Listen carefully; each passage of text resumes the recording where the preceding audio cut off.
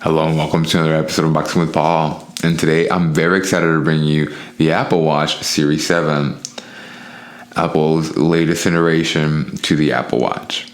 Let's take a look at it.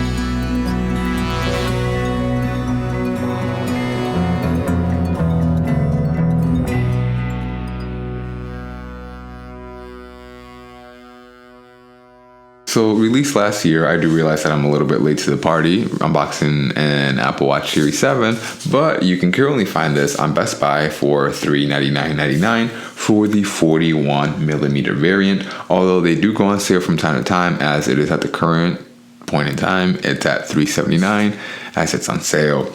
And in case you wanted to get the 45mm variant, as it also comes in that, you can get it, but it's going to cost you just a little bit more, and it's going to wind up running you for $29.99, so $30 more for just a little bit bigger Apple Watch. Now, what sets this apart from the Apple Watch Series 6 and the rest of them is that it has an always-on Retina display, so the display is always going to stay on. It is not going to turn off unless you already know you tap it, or you tap to turn the screen off, or you manually turn the screen off. And in addition to that, it does also have an IP6X rating, so that makes it waterproof to the majority of water activities, and it's going to be able to withstand splashes. It's going to be able to, you're going to be able to take it swimming. Although chlorine and other additives that are found in pools do break down the water resistance and the water barrier that is included in the Apple Watch. Also, salt water, anything but pure water, is probably going to be really rough on your Apple Watch, and it's probably going to diminish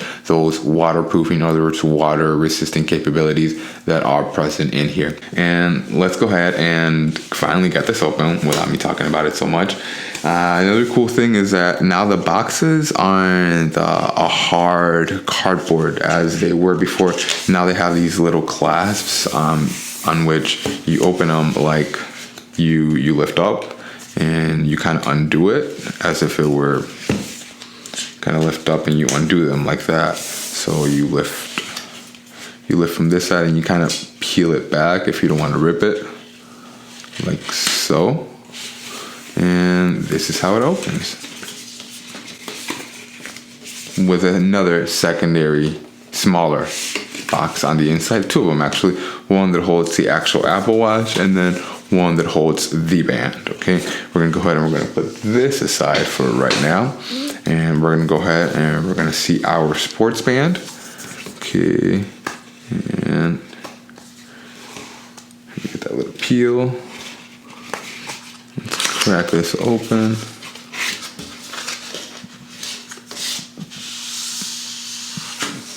Okay, we also got a lot of paperwork with this. And we, of course, we get instructions as to how to put this together.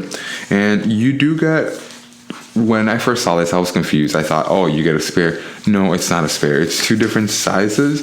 One is much longer than the other in case you have a larger wrist, so that it can accommodate your much larger wrist. Okay, we're going to put this aside for right now. And then we're going to go ahead and we're going to actually open our Apple Watch. Okay, let's go ahead and get that peel. Oh, we have to do both sides. Okay, so we got to do that peel. And again, this is the 41 millimeter variant and midnight aluminum. Okay, and there we go. And you do get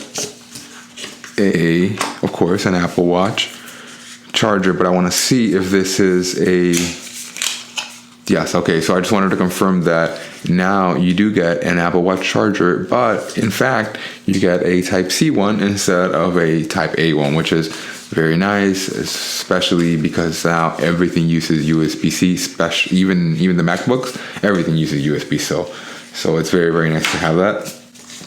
And again, another little instruction manual for you to get quickly started with your Apple Watch. As we are veterans, we're not going to go over this. So we're going to finally pop out our Apple Watch.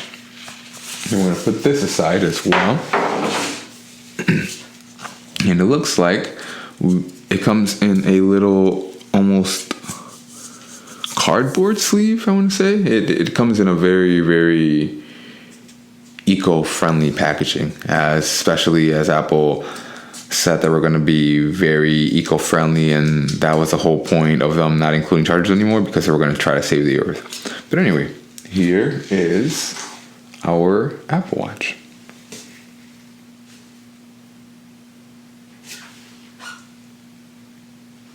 So I think I'm fine with the smaller one. Okay. Oh boy, why am I struggling so hard with this? Okay. Geez, I struggle with that quite a bit. And then the other part obviously goes at the top. If I am not mistaken, I think that the part with the clasp is going to go at the top. Like so. And then the other part the other part that it attaches to is going to go towards the bottom, like so. And then we're going to put it on. Oh, I definitely need the longer one. Why did I think I needed the shorter one? Okay, I could probably put on the longer one. Yeah, I definitely need to go put on the longer one. And now we're going to pair our Apple Watch to our iPhone by opening up the Watch app. And it says bring watch near the iPhone, and we're doing that like so. English, United States, start pairing. And then we're going to go ahead and we're going to go hit all watches so that we can go ahead and add our secondary watch, and we're going to set it up for ourselves. Okay, we can go ahead and align and position the camera within the frame so that it can, perhaps because of our glare. There we go.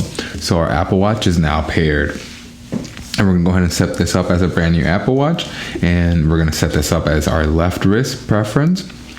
And a very cool thing about the Apple Watch Series 7 is that you now have, in addition to the always on display, you now also have an EKG that is able to be handed off to your healthcare professional. And this truly does help save either lives, or it does help catch events before they happen. And again, it's an EKG that is printed out or that is saved as a PDF that you can then go ahead and hand over to your healthcare provider for further analysis. And in addition to that, you also have IP6X rating now that introduces dust resistance, in addition to it being water resistant for up to 150 feet. This time around, we have a much thicker cover glass that makes this the most durable Apple Watch yet, in addition to having also a blood oxygen sensor. And this was introduced back in the Series 6 Apple Watch, but when this came out, this was all the rage, especially with the whole COVID being around and customers or consumers saying that they wanted or they needed to find out their blood oxygen level, even though you can buy a $25 pulse oximeter from CVS, Walgreens, or Walmart. That's going to do a much better or more accurate job than your Apple Watch. And in addition to that, we also have what is called fall detection. So if you happen to take a fall and the Apple Watch notices that after taking a fall, you don't get up, it's going to immediately and automatically call not only emergency services for you, it's also going to call your emergency contact and let them know that you have suffered a fall. And another one of the features that we do have while we're waiting for our Apple Watch to sync with our iPhone is that this time around we now have a full QWERTY keyboard being featured for text messages, which is going to allow you to be able to actually type out. It's not type out, it's more of a swipe. It's a swipe function, so it's going to allow you to swipe out messages. Although it's going to be a little bit harder to use because you still have a small display. So in case you needed to go back and edit some of those words, it's still going to be a little bit hard to get to that. And I would still continue using the voice texting or the speech to text function. However, it's just nice to have one more function added to it. Furthermore, with the brand new charger that comes in here, the Apple Watch charger that happens to be Type-C on the one side and obviously the Apple Watch charger on the other side, this is able to provide you with a full charge from completely dead to 100% in only 60 minutes, which is really good in case you're trying to get this charged. Most of us don't have a lot of time to charge these. Most of us are always keeping them on. Sometimes we sleep with them on, and it's really good to know that again within 60 minutes you can have a 100% battery charge. Just so you guys have a quick side-by-side comparison to it, here is the Apple Watch Series 3 versus a Apple Watch Series 7, and this is a 42 millimeter with the Series 3, and the Series 7 is a 41 millimeter. Well, we're gonna manually select our 41 millimeter brand new Sierra Series Apple Watch, and we're gonna see and take it out for a spin. Again, it is very similar to the other ones, especially when you go year after year. You're not going to see too much of a difference whenever you go again from 1 year or from 2 years ago to the next one. It's mostly for people who either do not have an Apple Watch or people who are upgrading from maybe a Series 3, a Series 2, or the original Apple Watch. Apple designed the contour watch face to be able to actually take advantage of the much larger and much brighter display, and it actually is supposed to wrap all around it, and here it's supposed to be a rounded display. Let's go ahead and set that. This is what the Apple Watch is supposed to look like. Year over year, it really isn't that much of a difference. Again, probably if you're coming from something like a Series 3, if you're upgrading, if you've never had an Apple Watch before, this is the one to have, especially with the EKG, with the blood oxygen pulse meter. All those are very nifty features to have. And leave me down in the comments, do you think this Apple Watch is worth it? Would you stick with your Apple Watch SE? I honestly had an Apple Watch Series 3 and I was just fine with that one. I really don't see the need for either the EKG or the blood oxygen pulsimeter. I don't feel the need for any of that, honestly, and I was perfectly happy with either a Series SE or a Series 3.